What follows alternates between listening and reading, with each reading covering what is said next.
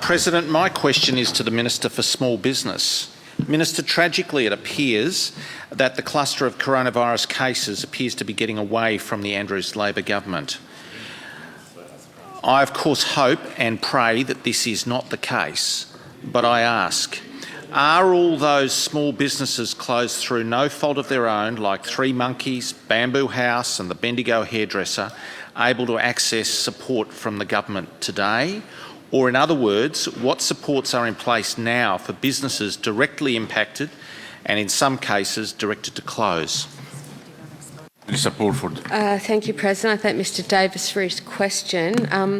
Mr Davis seems to be making some assumptions about the public health advice that differ somewhat from the statements made by the Acting Premier, the Health Minister and the Chief Health Officer at their media conference this morning.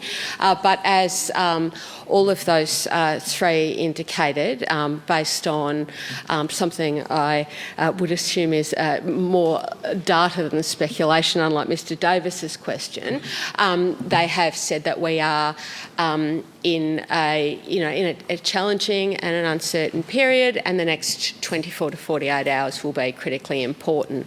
So far, the cases that have been confirmed as positive are all able to be linked to one another, and indeed to the case some weeks ago from the South Australian hotel quarantine program. But Mr Davis's question relates specifically to the support for those businesses that have been identified as sites, the public health language escapes me for the moment, but sites of concern, either Tier 1 or Tier 2 exposure sites. That's the language I was looking for.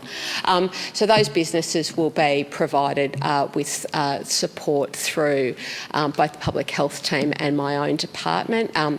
There's a program that members may be familiar with. Thankfully, we've not actually needed to use it terribly much because the experience in Victoria, due to the entire community's effort, has been a positive one in terms of containing spread. But there's a program that is available for assisting businesses with deep cleaning that kicks into gear immediately, and businesses that were eligible for this support yesterday, I believe, were notified yesterday, and will continue to be provided with support.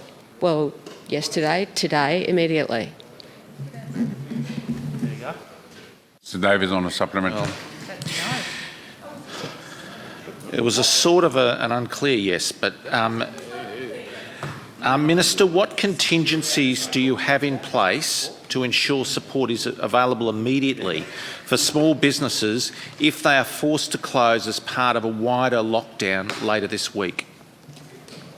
Minister. Thank you, President. I thank Mr Davis for his question. As Mr Davis, I don't know. I mean, I watched a little bit of Lower House Question Time. It's like these people have been living under a rock for like 15 months. But the government has throughout and will continue to respond to the public health advice. The public health advice will be determined on an hour-by-hour assessment of facts and evidence about spread and exposure.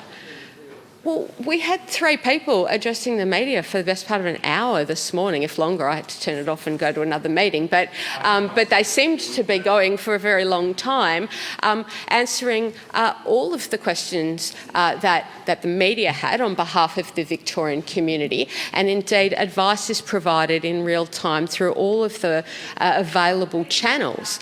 Now, President, I'm sure it's only a matter of time until you warn me that I'm not the minister responsible for the public health response to the pandemic. But what I can indicate is that... Prime Minister, thank you.